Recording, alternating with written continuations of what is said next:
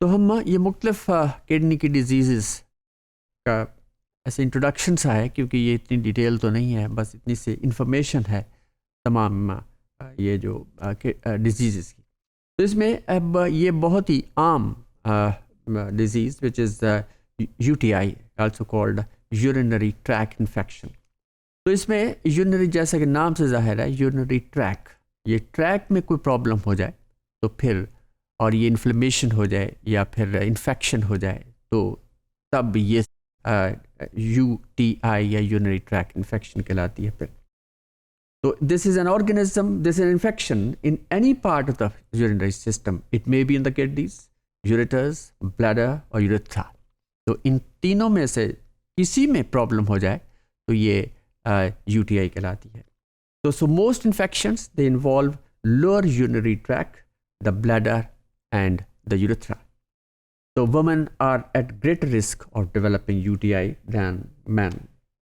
Well, UTI is caused by microorganisms, जो कि ख़ास तौर पे बैक्टीरिया होते हैं, तो usual which that enter the urethra and bladder causing inflammation and infection. तो ये बॉडी से, यानी externally they move up these bacteria, और वो कहीं पे रेस्ट कर लेते हैं और वो फिर देन स्टार्ट रिप्रोड्यूसिंग और वहाँ पे इन्फेक्शन काज करते हैं। So though UTI most commonly happens in the urethra and bladder, so bacteria can also travel up to ureters and infect even the kidneys. तो इस लिहाज से if they are untreated, अगर वो बर्दाश्त, पेशेंट बाज जो ऐसे भी होते हैं कि अगर कोई प्रॉब्लम आ जाए उसे बर्दाश्त करते हैं, लेकिन इस बर्दाश्त के दौरान भी ये इन्फेक्शन बढ़ती जाती है। Now, some signs of UTI, they include the cloudy urine, painful urination, then burning with urination, a weak urine stream, and back pain and fever. तो इसमें से अगर कोई भी प्रॉब्लम हो, लेकिन sometimes it is unbearable. तो लेकिन it all depends कि the severity of the infection. Now, इसकी जो रेमेडीज़ हैं, जो हम घर में भी इसकी रेमेडी कर सकते हैं, वो है कि पानी बहुत सारा पिया जाए, फिर एम्प्टिंग ब्लैडर व्हेन नीडेड, ये बड़ी इंपॉर्टेंट चीज़ है, यानी कि ये यूरिनेशन को रोकना नहीं चाहिए, लेकिन ये जब भी ज़रूरत पड़े तो इट मस्ट बी यूरिनेटेड। तो that is then eat vitamin C, क्योंकि विटामिन सी जो है वो एक ऐसा विटामिन है जो कि इन्फेक्शंस को कम करता है। Then vitamin C also help protect from future infections. ये वैसे भी विटामिन सी इस्तेमाल करते रहना चाहिए, क्योंकि इससे इम्यूनिटी क्रिएट होती है। फिर उसके बाद एक और डिजीज़ है which is said to be the polycystic kidney disease.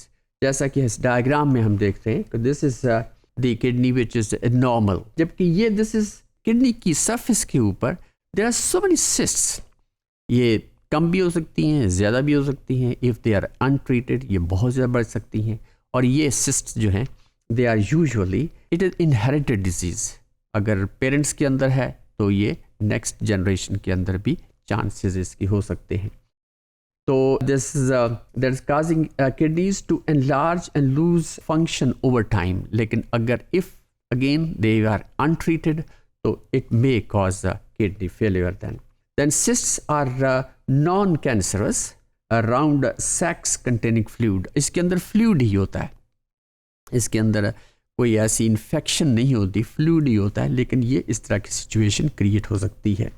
The growth of cysts causes the kidney to become enlarged and can lead to kidney failure. UTI are one of the most common complications of hydronephrosis. ये hydronephrosis भी एक disease है। तो ये hydronephrosis की वजह से भी ये यूरिनरी ट्रैक इन्फेक्शंस हो सकती हैं। तो this is all about the UTI। Okay.